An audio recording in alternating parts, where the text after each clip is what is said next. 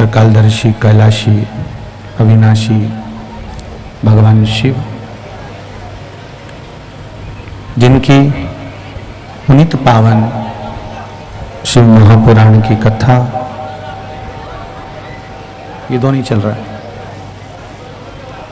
श्रवण करने का सौभाग्य बाबा देवाधिदेव महादेव की कृपा से आप और हमको प्राप्त हुआ है। भगवान शिव करुणा सागर, दयालु, उदार,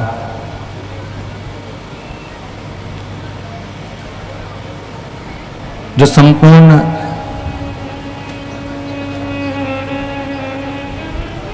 ब्रह्मांड का, संपूर्ण विश्व का कल्याण करने वाले हैं, ऐसे भगवान देवाधिदेव महादेव की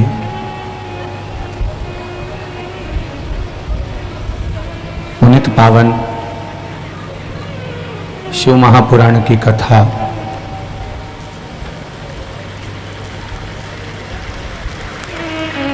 शिव महापुराण की कथा श्रवण करने का सौभाग्य भगवान शंकर की कृपा से अपन सभी को प्राप्त हुआ है। बड़े भाग्यशाली हैं श्रीमती कल्याणी, श्री रविंद्र जी पाटीदार इंदौर, श्रीमती शकुंतला, श्री नारायण जी पाटीदार नगदा, जो अपने पूर्वजों को पार लगाने के लिए स्वर्गीय अरविंद पाटीदार जी की स्मृति में शिव महापुराण की यह पावन कथा संपूर्ण विश्व के कल्याण हेतु श्रवण करवा रहे हैं।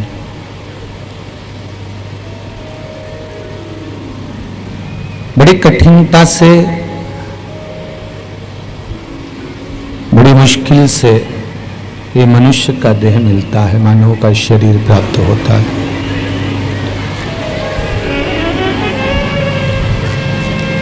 पीछे का साउंड चालू करें भाई। बड़ी मुश्किल से, बड़ी कठिनता से मानव का देह प्राप्त होता है, और यदि हम इस मानव की देह को यूं ही गवा दें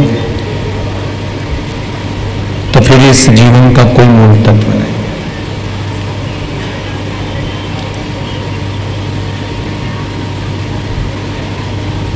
वैशाख का पावन महीना दान करने का, पुण्य करने का, सत्कर्म करने का, भजन करने का, कीर्तन करने का, मंत्र जाप करने का, नाम जाप करने का है।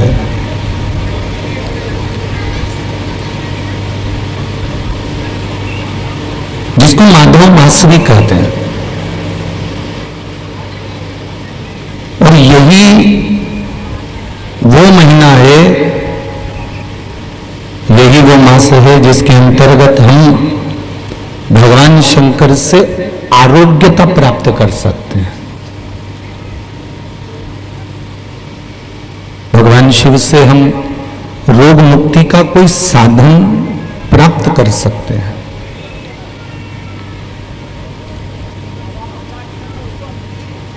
इस वैशाख के महीने में हम भगवान शंकर की आराधना कर कर, भगवान शिव की स्तुति कर कर, भगवान शंकर की पूजन कर कर, अर्चना कर कर,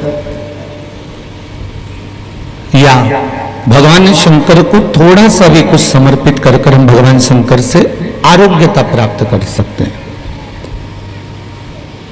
और यही महीना है जिसके अंतर्गत हम भगवान शंकर को रिझाकर भगवान शिव की तप साधना व्रत अनुष्ठान कर कर हम भगवान शंकर को भी अपने घर के द्वार पर प्राप्त कर सकते हैं। ये वो महीना है।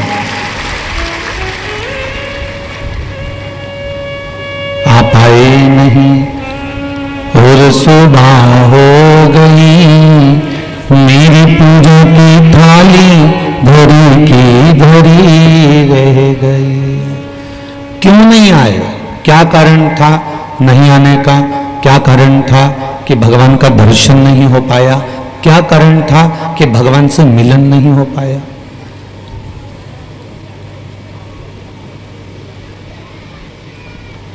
कारण क्या हो सकता है?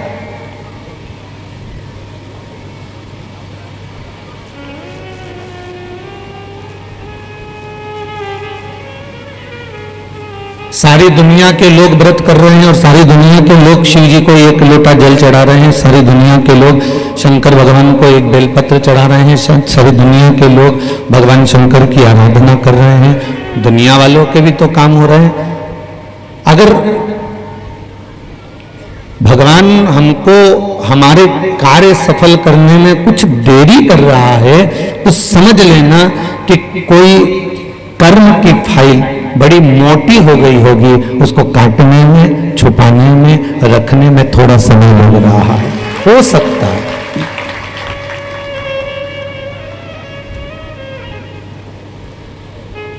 थोड़ी कर्म की फाइल मजबूत होगी, उसको थोड़ा सा छुपाने में, थोड़ा सा बनाने में, थोड़ा रखने में उसको समय लग रहा है, हो सकता है।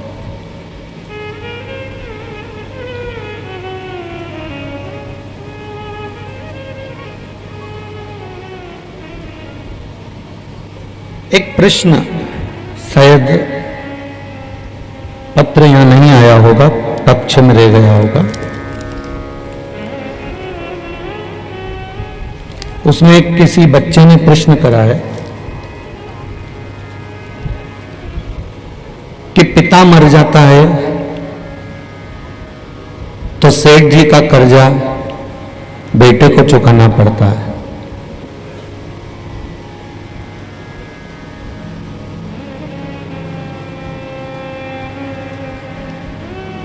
अनिल पोरवाल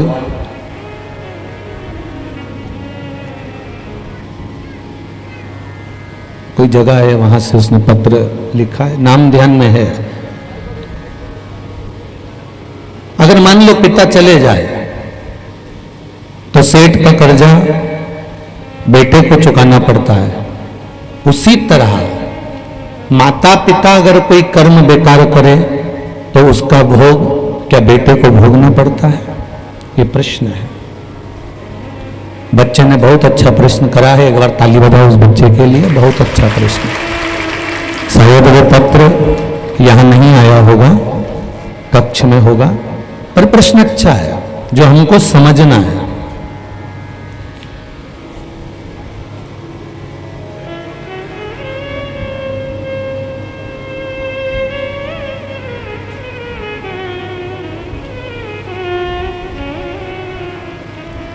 कल की कथा में कहा था, आज फिर कह रहे हैं कि आपके कर्म का भोग आपको भोगना है। कबीरदास जी लिखते हैं अपने पद में कि गुरु की करनी गुरु भरेगा, चेला की करनी चेला, और उड़ जाएगा हंस अकेला। अपने अपने कर्मों का भोग अपन सबको भोगना है।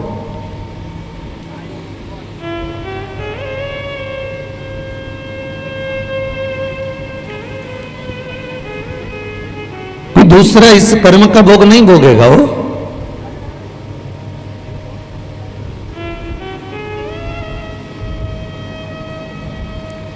एक किसान का बेटा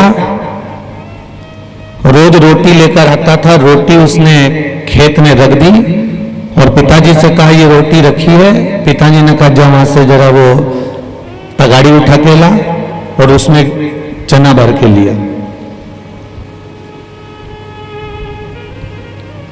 जातू छोड़ा गया तगाड़ी उठाने के लिए, चना भरने के लिए, और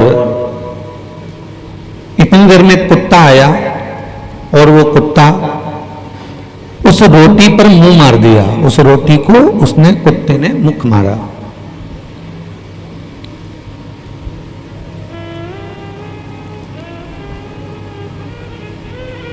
छोरा आया, तगाड़ी नीचे रखी, गुस्सा आया लोहे का एक राड पड़ा था, उसने उठाकर कुत्ते के पांव में मारा और कुत्ते के दोनों पांव बेकार हो गए। जिंदगी भर वो कुत्ता पांव को खींच कर चलता रहा, अंत में एक दिन मर गया, प्राण छूट गया। ये दोनों स्पीकर नहीं चल रहा है, अंत में प्राण छूट गए उसके।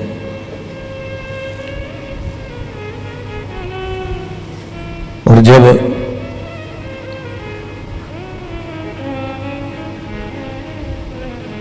प्राण छूटे, ये किसान भी प्राण छोड़ा, समय आया। ये किसी किसान ने खूब दान करा था, पुण्य करा था, सत्कर्म करा था, भजन करा था, कीर्तन करा था, स्मरण करा था, मंत्र जाप करा था, नाम जाप करा था। नाम का बल, मंत्र का बल, कीर्तन का बल इतना प्रबल था कि उसके बल पर एक सेठ का जन्म पा गया।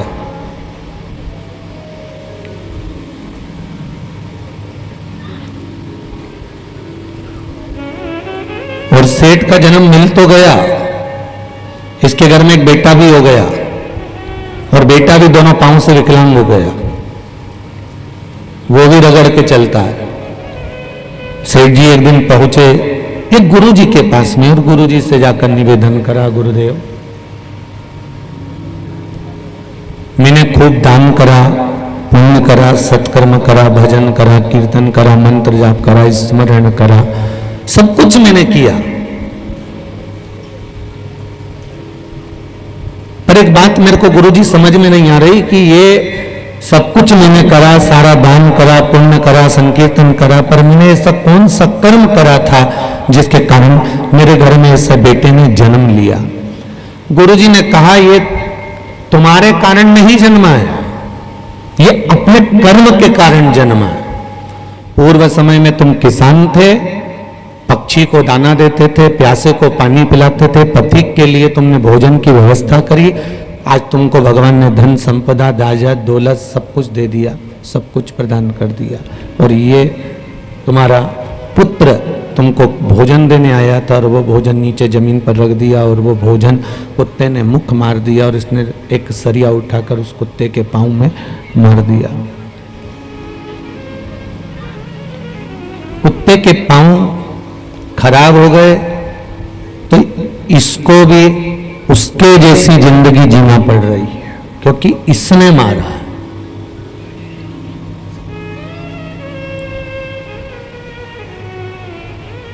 बाबू अनिल, आपने जो प्रश्न किया है कि पिता के कर्म का भोग क्या बेटे को भोगना पड़ेगा या बेटे के कर्म का भोग क्या बाप को भोगना पड़ेगा? सास के कर्म का भोग क्या बहू भोगेगी? बहू के कर्म का भोग क्या सास भोगेगी? नहीं नहीं नहीं,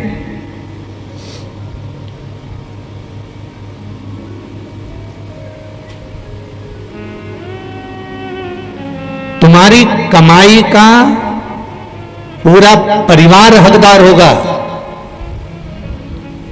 तुमने जो कमाया है उसके हकदार पूरा परिवार होगा, पर तुम्हारे कर्म का हकदार परिवार नहीं होगा, तुम अकेले होगे जो तुमको भोगना पड़ेगा। कोई कर्म का हकदार कोई नहीं होता, कर्म का हकदार तो आपको खुद को बनना पड़ता है। मत बुरे कर्म कर बंदे वरना पछताएगा, भगवान की आंखों से तो बच नहीं पाएगा, तू बच नहीं पाएगा।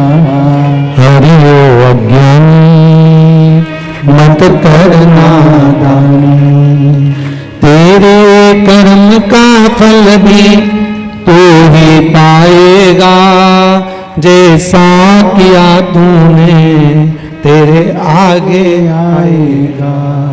मत बुरे कर्म कर बंदे, मत बुरे कर्म कर बंदे वरना पछताएगा, भगवान की आंखों से तू बच नहीं पाएगा, तू बच नहीं पाएगा। अरे ओ अज्ञानी मत कर नादानी, अरे ओ अज्ञानी मत कर नादानी। अपने कर्म का भोग हमको भोगना है, कोई दूसरा भोगने वाला नहीं रहेगा, कोई दूसरा उसको साधने वाला नहीं रहेगा। आप अच्छा करोगे, आपके सामने अच्छा प्रकट हो जाएगा। आप बुरा करोगे, आपके सामने बुरा प्रकट हो जाएगा।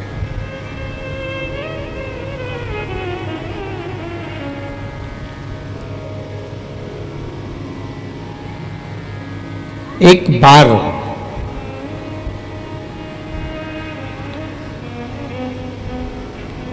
पूरे नदी में, तालाब में, कुएं में, बावड़ी में मछलियां होती हैं।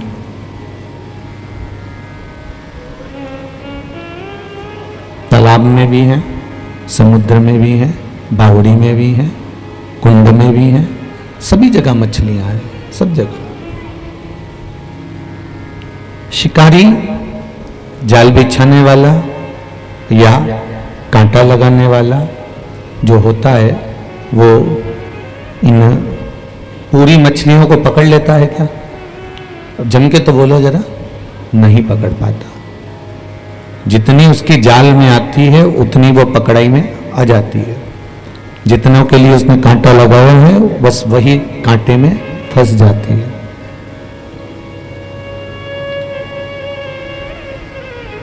सारी की सारी नहीं आती। 4 भाई हैं, 4 भाई। अब एक के पास में धन बहुत है, दूसरे के पास में विद्या बहुत है, तीसरे के पास में वैभव बहुत है, और हो सकता है चौथा बहुत मेहनत कर रहा हो सकता है उसके पास में कुछ भी नहीं हो। बोले सही है कि गलत है? एक की गोल्ड की दुकान है, सोना चांदी की।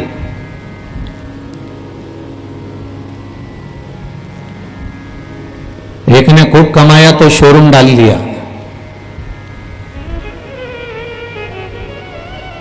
एक ने टीवी और फ्रिज की दुकान भी खोल ली, और हो सकता है एक दुकान डालता है, 2 साल अच्छी चलती है, तीसरे साल में डाउन हो जाती है, बंद करना पड़ता है, कर्जा बढ़ जाता है, फिर दूसरी डालता है, फिर कर्जा बढ़ जाता है, फिर दूसरी डालता है, फिर कर्जा बढ़ जाता है।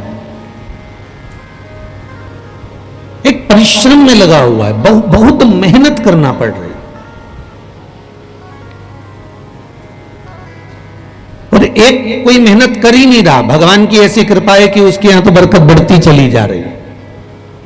एक गोल्ड का शोरूम था, दूसरा बन गया, एक कपड़े का शोरूम था, दूसरा बन गया, एक गाड़ी पहले से थी और दूसरी गाड़ी आ गई। उसको ज्यादा मेहनत नहीं करना पड़ रही, उसके पास में अपने आप बढ़ते चले जा रहा है, उसके पास में संपदा बढ़ रही है, अपने आप आ रही है। और एक परिश्रम पर परिश्रम करता है, मेहनत पर मेहनत करता है, उसके बाद भी उसके पास में नहीं आता।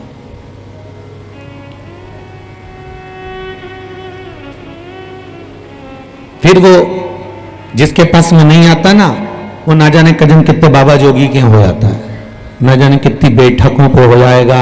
वहाँ कोई घूम रिया होगा तो वहाँ चले जाएगा, वहाँ नरियल फोड़ी आएगा, वहाँ माथा फोड़ी आएगा, ना जाने कितनी जगह घूम फिर के आ गया। और आखिरी में घूमते घूमते घूमते घूमते फिर किसी के यहाँ पहुंच गया और उसने कह दिया, तेरा तो व्यापार बंधा है और तेरे ही घर के लोगों ने बांधा है।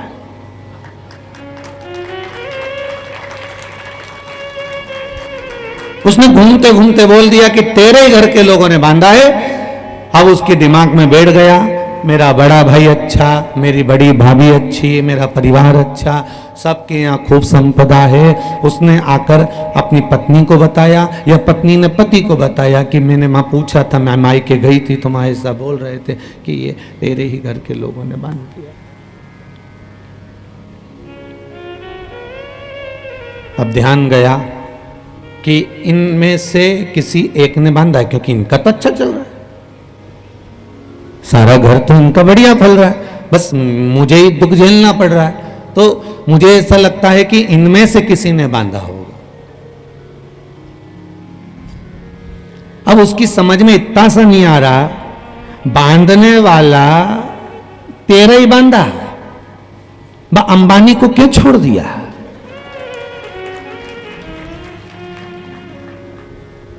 अगर टोना करने वाला होता, कहीं का विद्या करने वाला होता, तो सबसे पहले तो मोदी को ही निपटाता। बोलो सही है कि गलत है? अच्छा अच्छा सूरमा भी करोड़ों रुपए खर्च कर देता कहीं टोना में और विद्या में, कि टाटा को पकड़ो, बिरला को पकड़ो, अंबानी को पकड़ो, जितने धनपति हैं, इन पे कोई बंधन नहीं करता। तेरे यहां कुछ भी नहीं तो भी ले छोड़ बंधन, और पूरी जिंदगी टेंशन में निकाल दी। मेरे तो भाई ने कुछ कर दिया, मेरे परिवार ने कुछ कर दिया, मेरे रिश्तेदार ने कुछ कर दिया, मेरे कुटुंब ने कुछ कर दिया। ये भाई ना परिवार कुछ करता है, ना कुटुंब कुछ करता है, ना भाभी कुछ करती है, ना ननद कुछ करती है। ये तो हमारे कर्म का लेखा है जो हमको अकेले भोगना पड़ता है। वो आपको भी भोगना है। संसार का प्रत्येक मनुष्य उसे भोगेगा, चाहे वो कैसा भी हो। गुरु की करनी गुरु भरेगा, चेला की करनी चेला भरेगा। कर्म का दंड भोगना पड़ेगा। सियोर वाला महाराज करेगा तो कहां ऊपर से टपक के आया है क्या? भोगना तो महाराज तुझको भी पड़ेगा। और आप करोगे तो सुन लो रे रतलाम वालो, सरसों का तेल डाल के रखो कान के अंदर, भोगना तो पड़ेगा, चाहे तुम कुछ भी करो। कर्म का भोग है वो भोगना।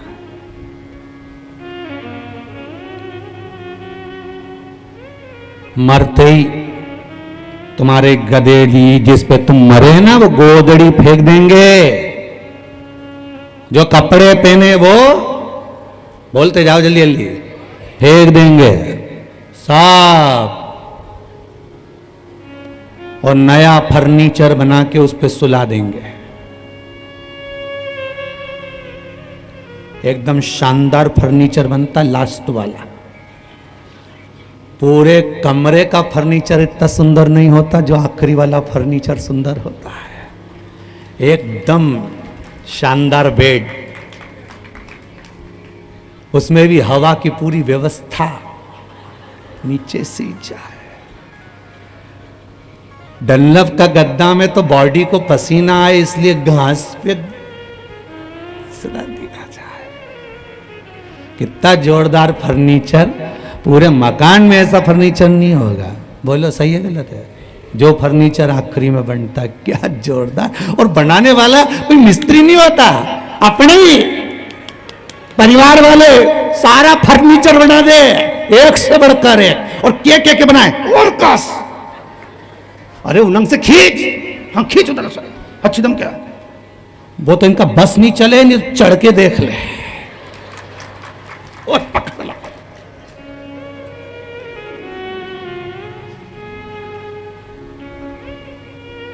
वो तो आखिरी का फर्नीचर पे कोई चढ़के नहीं देखे, नहीं तो एक आध के सुला के देख ले, बराबरी का एक नहीं। देख जरा सही है, हाँ जोरदार दिख ही रहा है। और मालूम पड़े एक को सुला के देख ले और वो छोटी पड़ी जाए तो उठ उठ उठ वापिस उठ, एक और बांधो, उधर उधर एक और बढ़ा लो। गोदड़ी फेंक दी, कपड़ा फेंक दिया, आखिरी में जिस टॉवल से शरीर पोंछा था वो टॉवल भी फेंक दिया। इतने में छोरा रोते रोते आया, मम्मी दादाजी के गले की चेन और फेंक दो।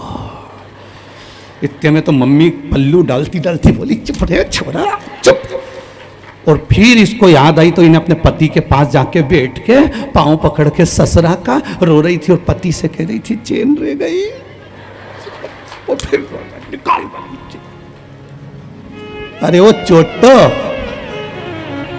कितना चोर हो गए रे, और वो भी निकाल दिया।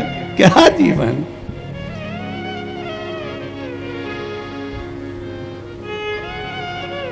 जीवन का सही आनंद तो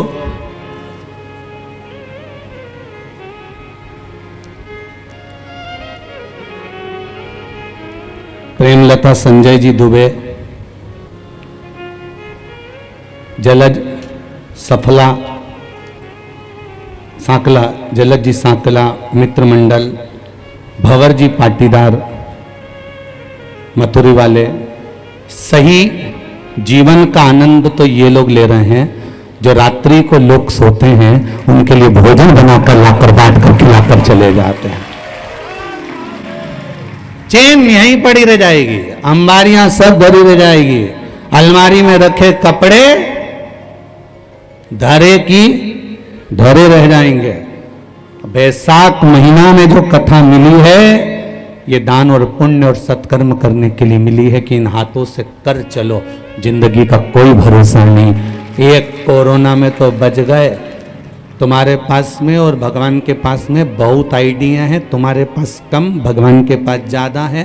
कोरोना जैसे सिस्टम उनके पास बहुत सारे पड़े हैं, एक आध भेज देते हैं, कोटा पूरा कर देते हैं। भगवान को धन्यवाद दिया करो कि दादा बड़ी कृपा करी, जो कोरोना से हमको बचा लिया, तो हमने यहाँ शिव महापुराण की कथा सुन ली। ये आपकी कृपा है, करुणा है, उदारता है, नहीं तो कहाँ कथा मिल रही थी। ऊपर सुनते अभी तो ना जाने कौन सा जन्म मिल गया होता, मेंढक मेंढक बन गए होते तो कुएं में पड़े होते, कौन सा जन्म मिल गया। हाँ जुआ बन जाते तो बात दूसरी थी, एक आध के खोपड़िया में बैठ के सुनी लेते, पर जीवन है। और ये मत सोचो कि शिवरों ने महाराज बोले 84 लाख योनियां मनुष्य को काटना पड़ती है, जिसमें से 20 लाख योनि तो वृक्ष की है, लता पत्र पत्ते डाली इसकी योनि है 20 लाख। और उसमें भी वृक्ष कहते हैं हमको आम का पौधा मत बनाना, हमें बेर का पौधा मत बनाना, हमें फूल का पौधा मत बनाना। भगवान से कहते हैं कि हमें ये पौधा मत बनाना। क्यों? आम का पौधा बनाएंगे तो लोग पत्थर मार के जाएंगे। आम का वृक्ष पर आम का जो पेड़ होता है ना, इसको देखकर समझ जाना, जिसने जिंदगी में सबसे ज्यादा गाली बकी होती है, खूब गाली भी होती है, बात बात में दे दे दे दे दिए जाए, खूब गाली दे, आखिरी में आम का पेड़ बन जाए। और जिसको देता है वही पत्थर उठा के झूड़ देता, ले धर के। तो तुम भी देख लेना, तुम्हारे अड़ोस पड़ोस में, तुम्हारे परिवार में, कुटुंब में, कबीले में, रिश्तेदारों में, नातेदारों में जो ज्यादा गाली देता है उसको समझा करके देना ये आम का छोरा, समझा दो। तेरा अगला जन्म तो आम का पेड़।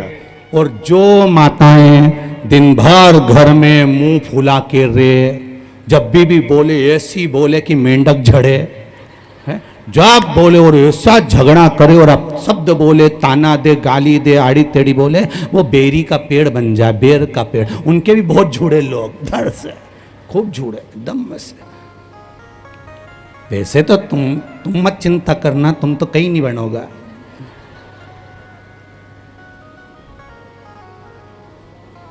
क्योंकि तुम सब शिव महापुराण की कथा सुन रहे हो, जितने आस्था चैनल पर सुन रहे हैं, फेसबुक यूट्यूब पर सुन रहे हो, और आप लोग पंडाल में सुन रहे हो, ये तो आपका भाव है, साधुवादता है, तो ये आनंद की अनुभूति है, ये तो सुख का आनंद है।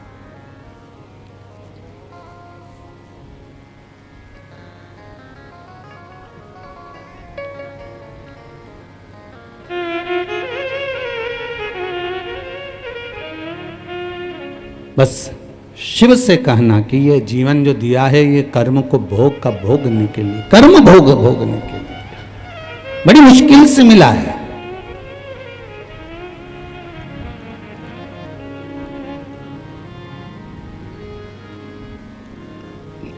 आज एक पत्र और आया था, सुबह ने मॉर्निंग वॉक के टाइम पर दिया था कॉलोनी के किसी व्यक्ति ने, तो उन्होंने उस पत्र में लिखा था हम राजस्थान से कथा सुनने आए, तो गुरुजी हमको आगे बिठाना चाहिए कि नहीं बिठाना चाहिए। तो हमने कहा ठीक है, यहां तो बैठ जाओगे, हम यहां की तो बात करने ही नहीं चाहते। यहां तो कितने दिन का, आज कथा का कौन सा दिन है? तीसरा, तृतीय दिवस है ना, तीसरा ही है, फिर उठावना कब का है? अरे बोले तृतीय दिवस, अरे कथा का आज तृतीय दिवस है, और यहाँ 3 दिन की कथा, चौथे दिन की कथा, 5वें दिन की कथा, 6वें दिन की कथा, 7वें दिन की, और ये पूर्ण रविवार को जन्म हुआ, सोमवार को बड़े हुए, मंगलवार को ब्याह हुआ, बुधवार को बच्चे हुए, गुरुवार को बीमार पड़े, शुक्रवार को हॉस्पिटल गए, शनिवार को सीता राम हो गए। 7 दिन यूं ही निकल गए। अपने यहां आगे बैठ के क्या करोगे? भगवान से प्रार्थना करना कि हम भगवान शंकर की ऐसी भक्ति करें, ऐसा भजन करें, ऐसा कीर्तन करें, ऐसा मंत्र जाप करें, ऐसा स्मरण करें कि हमको यहां भले आगे बैठने का मौका ना मिले, पर वहां उस परमात्मा की शरणागति में बैठने का मौका मिले, वहां बैठने का मौका मिले। कितने आए हो राजस्थान से? जरा हाथ उठाओ। जितने लोग राजस्थान से आए, हाँ उठाई लो, बहुत सारा धर लो। और गुजरात वालों? अच्छा, ठीक ठीक ठीक ठीक है।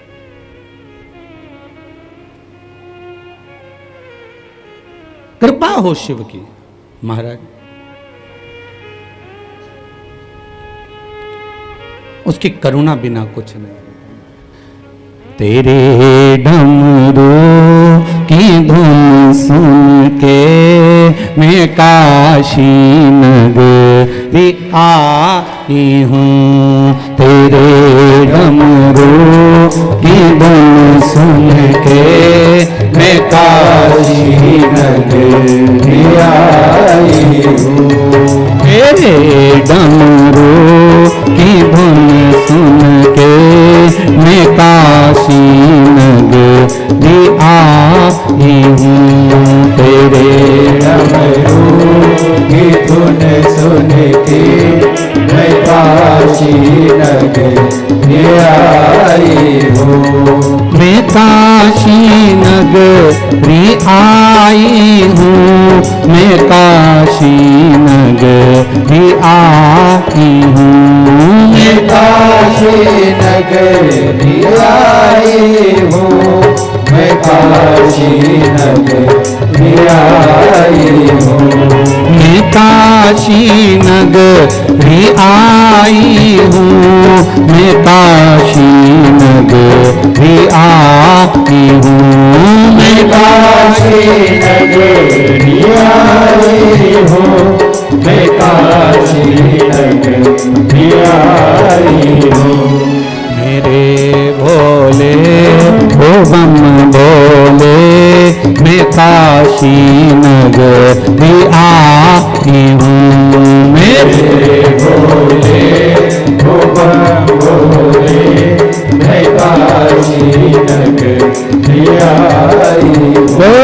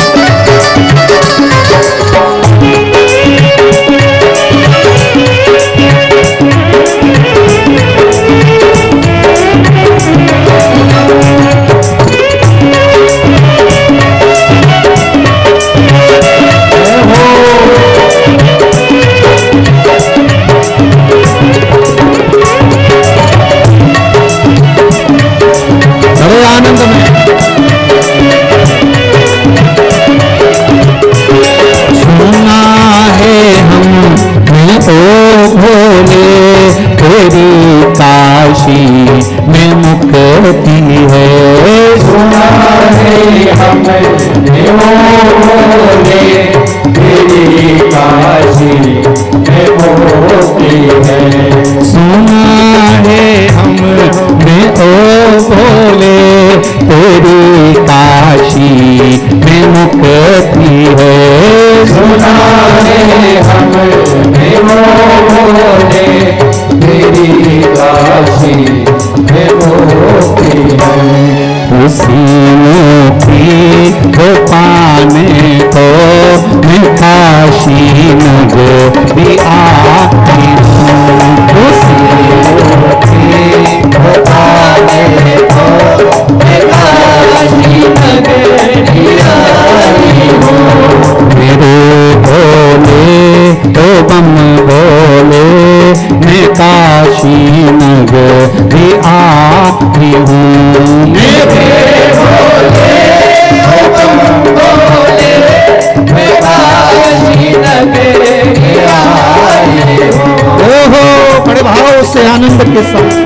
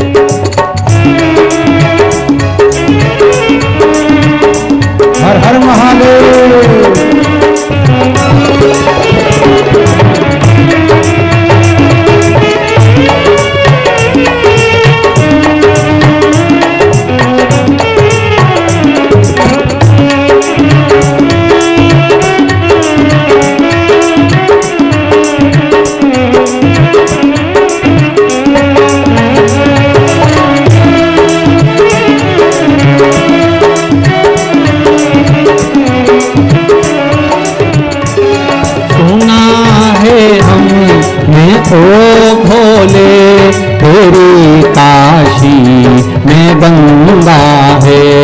सुना है हम भोले तेरी काशी में गंगा है। सुना है हमने ओ भोले तेरी काशी में गंगा है। सुना है हमने ओ भोले तेरी काशी में गंगा है। उसी गंगा में नहाने को मैं काशी नगरी आई हूँ।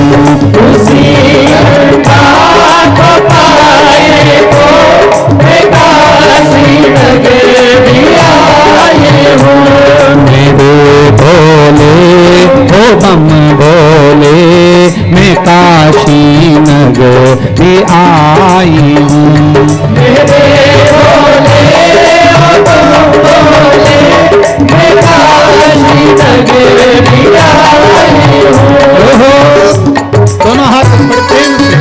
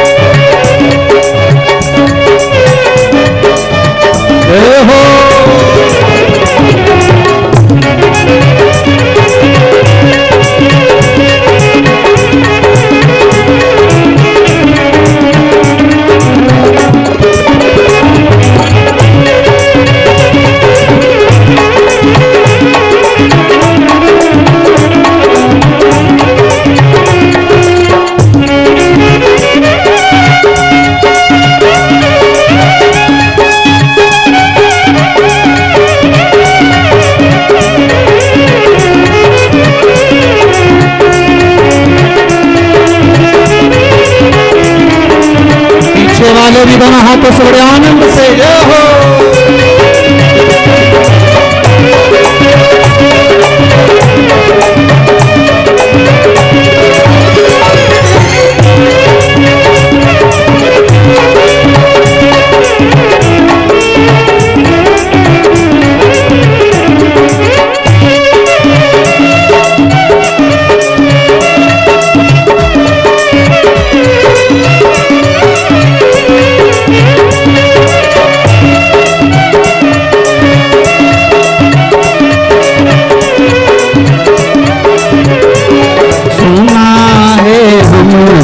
ओ भोले तेरी काशी में गौरा है, सुना है हमने ओ भोले तेरी काशी में गौरा है, सुना है हमने ओ भोले तेरी काशी में गौरा है, सुना है हमने ओ भोले तेरी काशी में गौरा है। उसी गौरा को पाने को मैं काशी नगरी आई हूँ, उसी गौरा को पाने को मैं काशी नगरी आई हूँ। मेरे भोले बम भोले मैं काशी नगरी आई हूँ, मेरे भोले बम भोले मैं काशी नगरी आई हूँ, मेरे भोले बम भोले मैं काशी नगरी आई हूँ, मेरे भोले बम भोले मैं काशी नगरी आई हूँ, मैं काशी नगरी आई हूँ, मैं काशी नगरी आई हूँ, मैं काशी नगरी आई हूँ, मैं काशी नगरी आई हूँ। हर हर महादेव है। भगवान शिव की कथा कर रही है। भगवान शंकर औघड़दानी त्रिकालदर्शी कैलाशी अविनाशी शिव तत्व को जानने की कथा।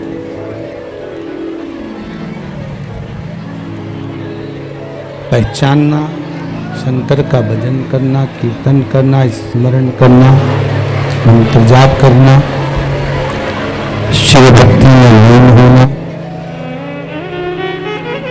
एक शिव महापुराण की कथा कहती है माता पार्वती और भगवान शंकर का जो मिलन है वो विश्वास और श्रद्धा का मिलन है। विश्वास और श्रद्धा का मिलन है। भगवान शिव विश्वास है, माता पार्वती श्रद्धा है।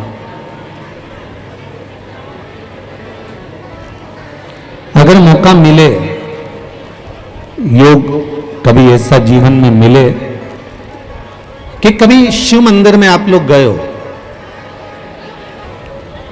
और शिव मंदिर में गए और वहां कोई है नहीं, एकदम मंदिर खाली है, अकेले भोलेनाथ जी विराजमान है, वहां आप कुछ देर बैठकर भगवान का मूल मंत्र श्री शिवाय नमस्ते,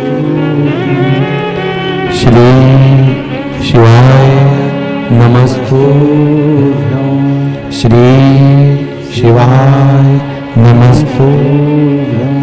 जिस दिन शिव मंदिर में जाओ और शंकर भगवान आपको अकेले मिल जाए, भगवान शिव मंदिर के अंदर अकेले हो, कोई हो ही ना, केवल शिवलिंग हो और कोई दूसरा दिख भी नहीं रहा हो, तो वहां बैठकर भगवान शंकर की आराधना करो।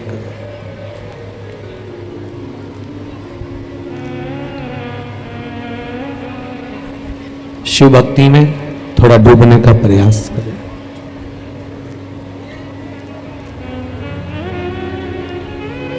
एक बड़ा सुंदर संवाद आता है।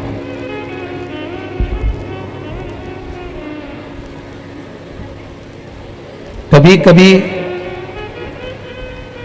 शिव महापुराण की कथा यह कहती है कि कभी कभी जिंदगी में भगवान देवाधिदेव महादेव परीक्षा भी बहुत लेते हैं, और कभी आपके भजन का जब बल बड़ा होता है,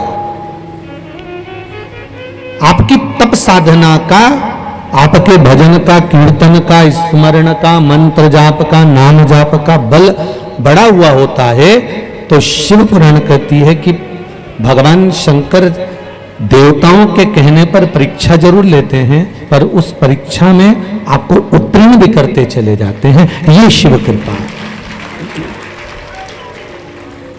ये शंकर भगवान की कृपा, ये शिव करुणा।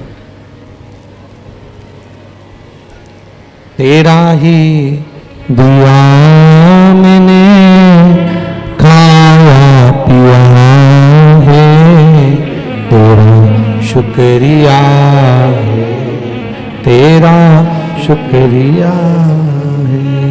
मुझे भोले बाबा ने बहुत दे दिया है, तेरा शुक्रिया है, तेरा शुक्रिया है।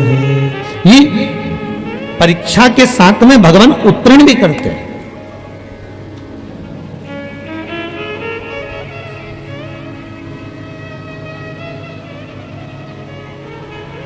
शुक्ल पक्ष की नवमी तिथि, वैशाख महीना,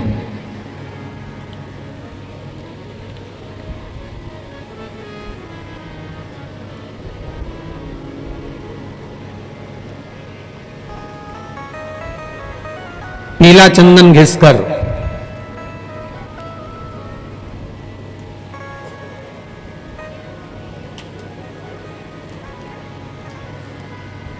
उस चंदन को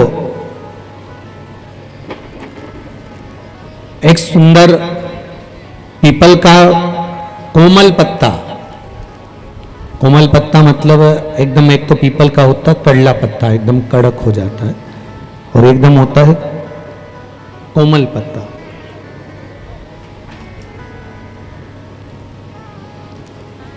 उस पीपल के कोमल पत्ते पर पीला चंदन घिसकर, जो वह चंदन होता है, उस चंदन को घिसकर उस चंदन को उस पत्ते पर रख ले। और महाराज उस पत्ते को मध्याह्न के समय पर, जैसे जब सुबह के समय पर सारी पूजन हो जाए, अर्चना हो जाए, भगवान शिव के मंदिरों में जल समर्पित हो जाए, उसके बाद में जब बाबा एकदम आनंद में विराजे हों, तब जहां शिवलिंग रखा होता है,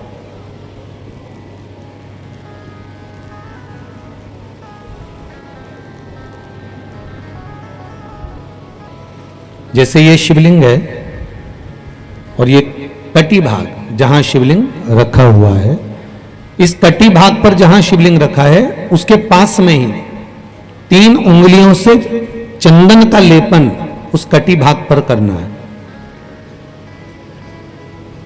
जो उंगलियां लगी रहेगी उसी को अशोक सुंदरी वाली जगह पर स्पर्श करना है, और अशोक सुंदरी वाली जगह पर स्पर्श कर कर कुछ देर तक चंदन लगे रहने देना है। उसके बाद में उस चंदन को वापस निकाल कर लेकर आना है, कटी भाग पर जो लगाया गया है उसको भी निकाल कर वापस लेकर आना है। फिर बाबा का स्नान नहीं कराना है, केवल चंदन लेकर आना है, उसी पीपल के पत्ते पर रखकर। एक डिब्बी में उस चंदन को आप रख लीजिए।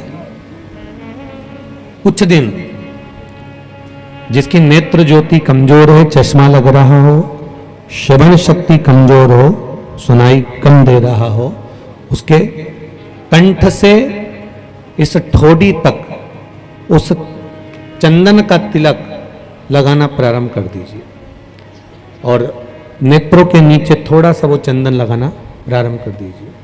लगभग 20 से 22 दिन तक आप उसका प्रयोग करिए, और एक रुद्राक्ष का जल शिव को समर्पित कर कर उस जल का आचमन करना प्रारंभ कर लीजिए। लगभग 22 दिन लगेंगे। धीरे धीरे फिर जाकर डॉक्टर को जांच करा लेना, नेत्र की ज्योति बढ़ना प्रारंभ हो गई है। पर विश्वास के साथ में, भरोसे के साथ में, क्योंकि सबसे मूल अगर कुछ है तो विश्वास मूल है।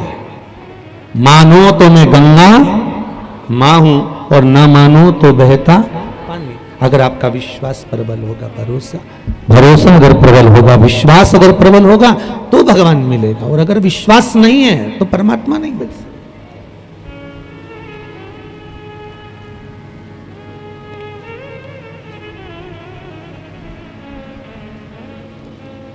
विश्वास के बल पर भगवान की प्राप्ति है। विश्वास है तो शिव है, और देखो विश्वास का ही तो प्रतीक है ये इतने पत्र जो आए हैं, इसमें एक पत्र लिखा है, देखिए।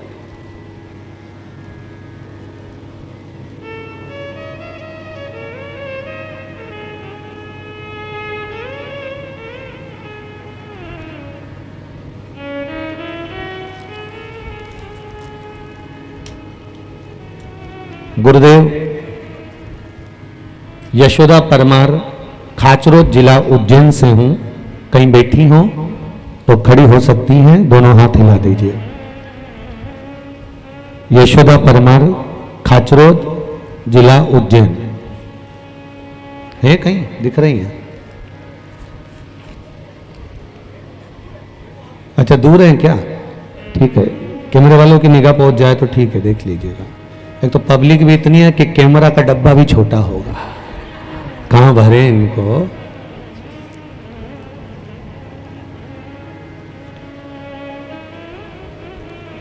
आज कह रहे थे कुछ प्रशासनिक बंधु लोग कि गुरुजी,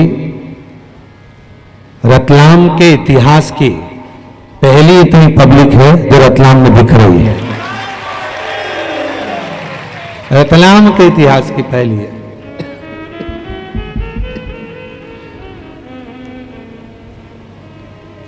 यशोदा जी परमार ने खाचरोद जिला उज्जैन से हैं, जिन्होंने लिखा है शंभु शंभु शंभु।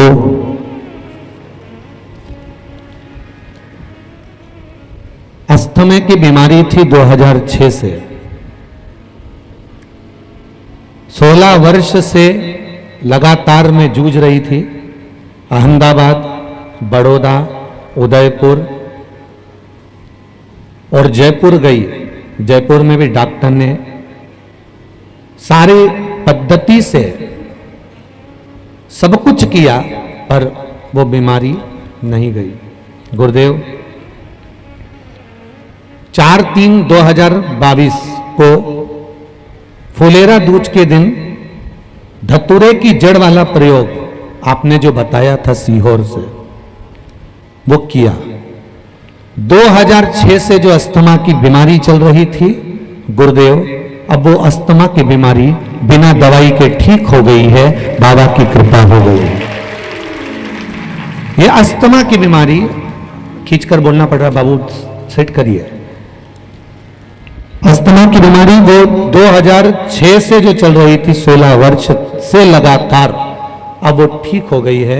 ये बाबा की कृपा हुई है, शंकर की कृपा। बैठो बहन, जहां भी आप बैठी हो, आराम से खड़े हो, आप बैठिए। ये शिव कृपा है। एक पत्र और देखिए, किसी ने भेजा है, बड़ा सुंदर है।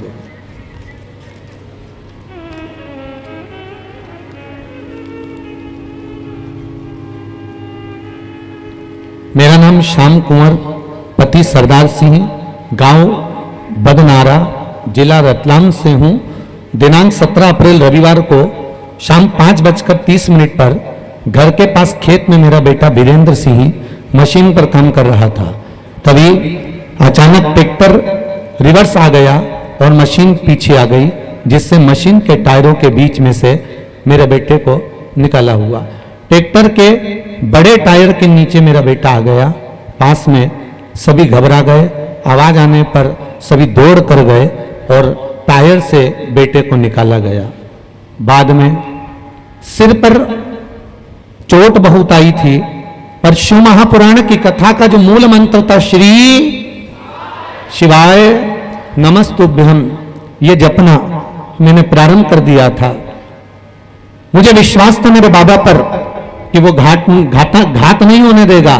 उसने तभी श्री शिवाय नमस्तुभ्यम का जाप किया। बाबा की कृपा रही, बेटे को कुछ देर के बाद में होश आ गया।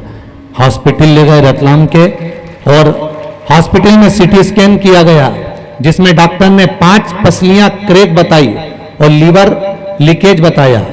उन्होंने इलाज का मना कर दिया। रात को 12 बजे इंदौर बॉम्बे हॉस्पिटल में लेकर रेफर हो गए कर दिया।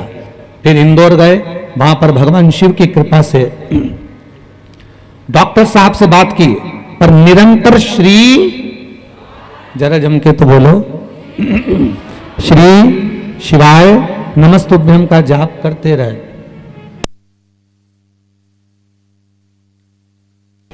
वापिस सीटी स्कैन किया, और बाबा की कृपा किसको कहते हैं गुरुदेव? बाबा की कृपा से जैसे ही स्कैन किया गया, उसमें एक भी हड्डी टूटी नहीं आई थी, और बाबा ने ठीक कर दिया। ये शिव कृपा है। कहीं बैठे हो, श्याम कुंवर, पति सरदार सिंह, गांव बदनारा, जिला रतलाम से कहीं बैठे हो तो हाथ हिला सकते हैं, कहीं बैठे हो तो हाथ हिला सकते हैं। हर हर महादेव। शिव कृपा। मेरा बेटा पूर्ण तरह से स्वस्थ हो गया, और हम लोग कथा के अंतर्गत आए। ये शिव कृपा है। अकाल मृत्यु वो मरे जो काम करे, चंडाल का काल उसका क्या बिगाड़े, जो भक्त हो महाकाल का। शिव की आराधना करने वाला, शंकर का अनुमोदन करने वाला, शिव अर्चना में डूबने वाला कभी घात नहीं खा सकता, कभी नहीं खाए। भक्ति का बल प्रबल होता है, विश्वास का बल प्रबल होता है। करो आप शिवाराधना। चंदन अगर लगा रहे हो शिव जी पर, तो ये विश्वास रखकर लगाना कि उस चंदन का फल आपको मिलेगा जरूर, ये पक्का है।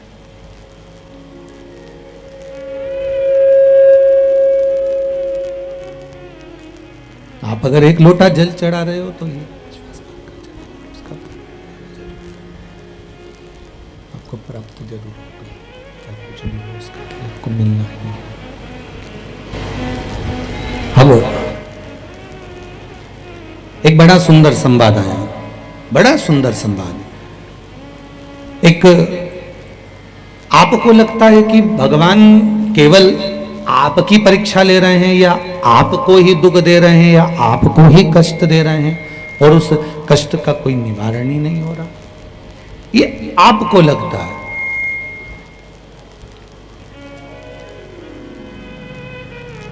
पर मेरी शिव की कथा कहती है, संसार में मनुष्य की जो देह मिलती है वो 2 कारणों से प्राप्त होती है।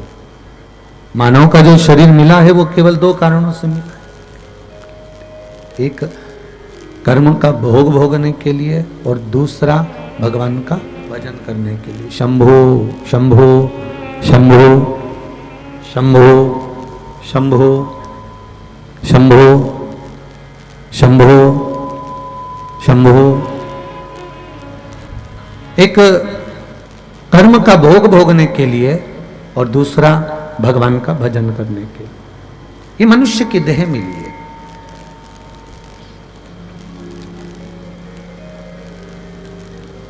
माता के गर्भ से जब हमारा जन्म हुआ, दोनों मुष्टिकाएं बंद थी, दोनों मुष्टिकाएं,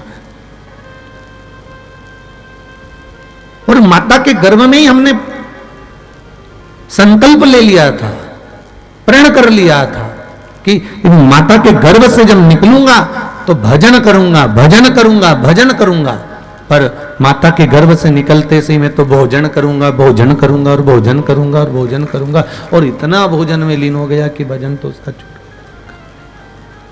भजन कहाँ चले गया मालूम ही नहीं उसका, कहाँ जा रहा है। भजन का कोई क्रम ही नहीं है, भजन कहाँ जा रहा है उसका कोई क्रम ही नहीं है उसका, मालूम। भगवान शिव ओगरदानी, त्रिकालदर्शी, कैलाशी, अविनाशी, श्री शिवाय नमस्तुभ्यं, श्री शिवाय नमस्तुभ्यं, श्री शिवाय नमस्तुभ्यं श्री शिवाय नमस्तुभ्यं श्री शिवाय नमस्तुभ्यं श्री शिवाय नमस्तुभ्यं। भगवान शिव की कथा कर रही है। ओगरदानी भगवान शंकर दयालु, दो कारणों से मनुष्य का शरीर मिला, कर्म का भोग भोगने के लिए, दूसरा भगवान का भजन करने के लिए।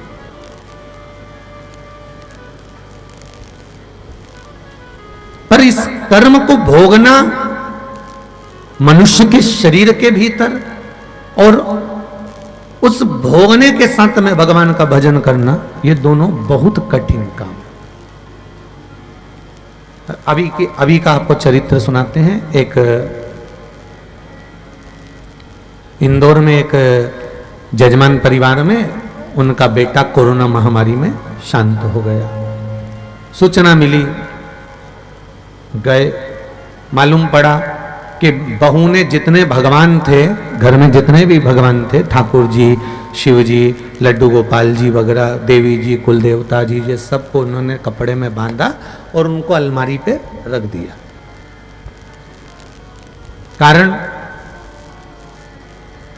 कारण क्या हुआ कि भगवान ने मेरा साथ नहीं दिया। पर एक बात बताओ, भगवान कभी किसी का बुरा करता है क्या? शिव महापुराण की कथा कहती है भगवान कभी किसी का बुरा नहीं करता। मां बाप जिस बेटे को जन्म देते हैं उस बेटे के लिए कभी गलत नहीं सोचते। भले वो अगर कोसेंगे, बद्दुआ भी देंगे ना, तो भी बाद में रात को रो लेते हैं और आशीर्वाद दे देते हैं। ऐसे माता पिता होते हैं। वो माता पिता ही ऐसे होते हैं जो वर प्रदान करते हैं,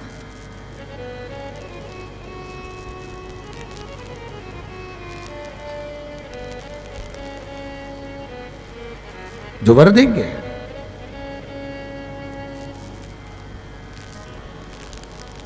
अगर माता पिता ने कोस भी लिया, अपशब्द भी कह दिया, ताने भी दे दिए, आड़ा टेढ़ा भी बोल दिया, और बहू और बच्चों को लगा कि इन्होंने गलत बोला है, बहू और बच्चों को लगा इन्होंने आड़ा टेढ़ा बोला है, बहू और बच्चों को लगा कि इन्होंने अपशब्द कहा है, हमारी सास ने, हमारे ससुर ने हमको कोस दिया, हमको गालियां दे दी, हमको अपशब्द कह दिया, हमको ताने दे दिए, हमको आड़ा टेढ़ा बोल दिया।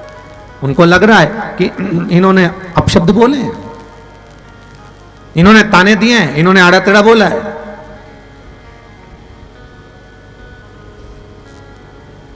इन्होंने गालियां दी हैं। पर जो बुजुर्ग माता पिता हैं उनके हृदय से तो कोई पूछे,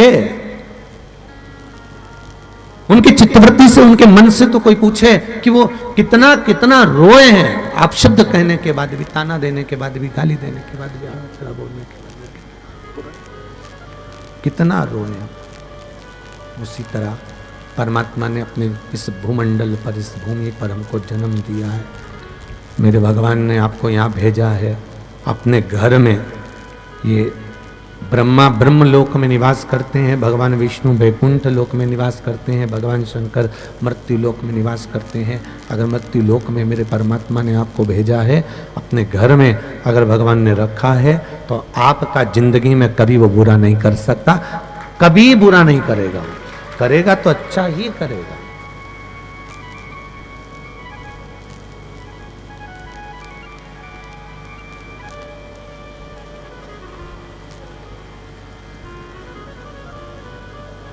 वो कभी बुरा नहीं करेगा आपका। हां, कर्म आपने किया है पूर्व में, तो उसका फल तो भोगना है ना यहां आकर।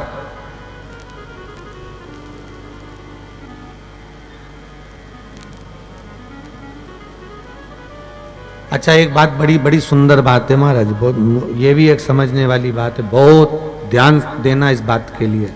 समझ, अगर समझ जाओ तो ठीक है, ना समझो तो तुम्हारी मर्जी। व्यासपीठ से कह देते हैं। एक बार किसी ने प्रश्न किया था, गुरुजी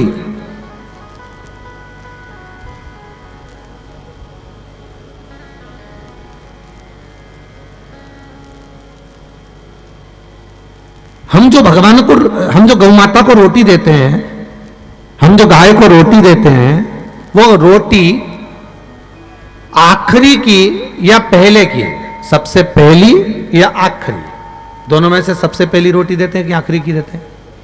जम के बोलो जरा। पहली रोटी देते हैं। अगर पहली रोटी दे रहा है तो गुरुजी बस इतना समझना है कि पहली रोटी अपन ने गाय की दी।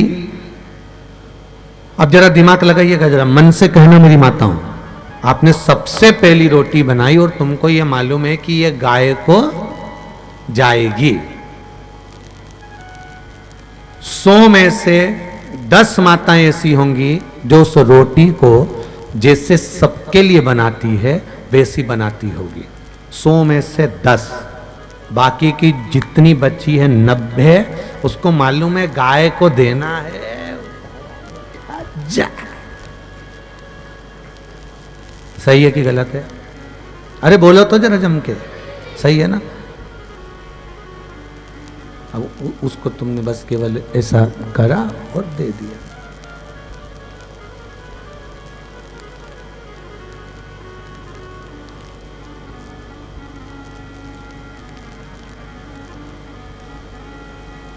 अब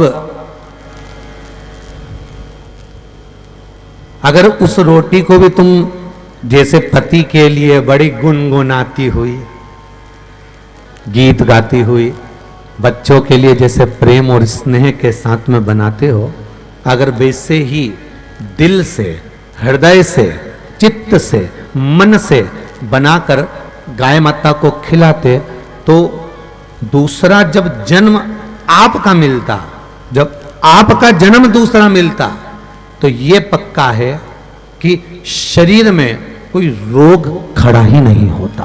गौ माता हरण कर दूसरा जन्म अगर जब मिलता तब।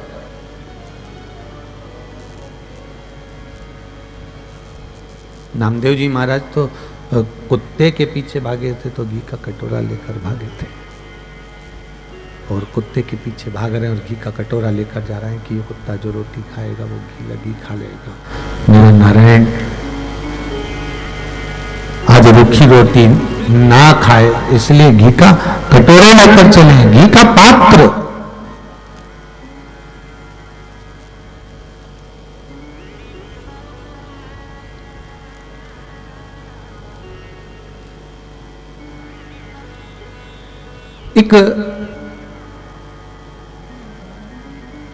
एक बार माता पार्वती भगवान शिव के साथ में विराजमान थी, बैठी हुई थी।